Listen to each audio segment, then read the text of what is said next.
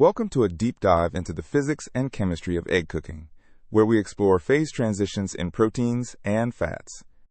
An egg is a minimal system for studying protein phase transitions, with distinct regions that transform at precise temperatures. Let's begin by understanding what an egg actually contains at the molecular level. The egg white, or albumin, is approximately 90% water and 10% proteins, primarily ovalbumin. The yolk has a different composition, 50% water, 33% lipids or fats, and 17% proteins.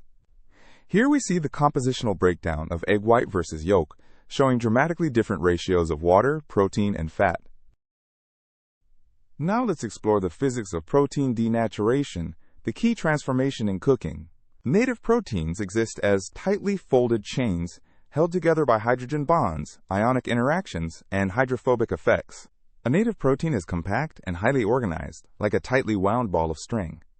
When heated, proteins denature and unfold into extended, disordered chains that can then aggregate. The free energy change for denaturation is delta G equals delta H minus T delta S, where entropy plays a crucial role. At higher temperatures, the entropy term T delta S dominates, making the unfolded state thermodynamically favorable. Different proteins in eggs denature at specific, measurable temperatures. Ovotransferrin, one of the first egg white proteins to denature, begins coagulating at 61 degrees Celsius. Ovalbumin, the most abundant white protein, denatures at 84 degrees Celsius. Yolk proteins, including lipovitelin and livetin, coagulate between 65 and 70 degrees Celsius. This graph shows how different egg proteins coagulate at distinct temperature thresholds, creating a window for precise cooking control. Understanding heat transfer is essential for predicting cooking outcomes. Heat diffusion in the egg follows the heat equation. Partial T equals alpha nabla squared T, where alpha is thermal diffusivity. For a roughly spherical object like an egg, thermal diffusivity determines how quickly heat penetrates to the center. The thermal diffusivity of egg is approximately 1.4 times 10 to the negative 7 square meters per second. The characteristic timescale for heat penetration scales as T, proportional to R squared over alpha. For an egg with 5 centimeter radius, getting heat to the center takes several minutes, not seconds. Heat flows from the hot exterior towards the cooler center, creating temperature gradients that evolve over time. There exists a narrow temperature window where yolk stays liquid while white sets.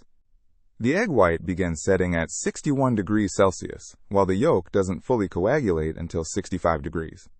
This 4-degree window is the secret to achieving a perfectly soft-boiled egg with runny yolk and set white. This diagram illustrates the magic temperature window between white setting and yolk setting, enabling controlled cooking outcomes. You might ask, why does traditional boiling at 100 degrees Celsius struggle to hit this narrow window? The answer is that boiling water at 100 degrees is far too hot, causing the center to overshoot the target temperature. Sous-vide cooking solves this problem through precise thermal control at the target temperature. Sous-vide cooking holds eggs at exactly 63 to 65 degrees Celsius for an extended period. The key insight is that bath temperature equals target temperature, preventing overshoot. Since the egg is immersed in precisely controlled water, it cannot exceed that water temperature, no matter how long it cooks. In a sous-vide setup, eggs sit in a precisely controlled water bath at the exact target temperature, allowing perfect control. The relationship between cooking time and temperature is nonlinear and critical. The rate of protein denaturation follows Arrhenius kinetics, K of T equals A times e to the negative EA over RT. As a rule of thumb, reaction rates approximately double for every 10 degrees Celsius increase in temperature. This graph compares temperature evolution in boiling versus sous vide, showing how sous vide maintains the precise target temperature. At 100 degrees Celsius in boiling water, eggs easily overcook within 6 to 7 minutes. At 63 degrees Celsius in sous vide, eggs can safely remain for 45 minutes or more without overcooking. The eggshell and membranes create additional thermal barriers affecting cooking. The calcium carbonate shell adds thermal resistance, slowing the rate of heat penetration into the egg contents. Thermal resistance of the shell is R equals thickness D over thermal conductivity kappa times area A. Eggs with thicker shells require proportionally longer cooking times to reach the same internal temperature. This cross-section shows the shell, membrane, white, and yolk layers, each adding thermal resistance to heat flow. The initial temperature of the egg dramatically affects cooking time. A room temperature egg starts at approximately 20 degrees Celsius before cooking begins. A refrigerated egg starts much colder at about 4 degrees Celsius. The temperature difference to cover is delta T equals T final minus T initial. Cold eggs from the refrigerator need 30 to 50% longer cooking time than room temperature eggs. Starting from a lower temperature means more total heat must be transferred, extending cooking time significantly. Water motion around the egg affects heat transfer rates through convection. The convective heat transfer coefficient H depends on velocity v, viscosity mu, and density ρ of the water. In still water without circulation, heat transfer is slow and cooking becomes non-uniform around the egg surface. With circulating water, heat transfer is faster and much more uniform across the entire egg surface.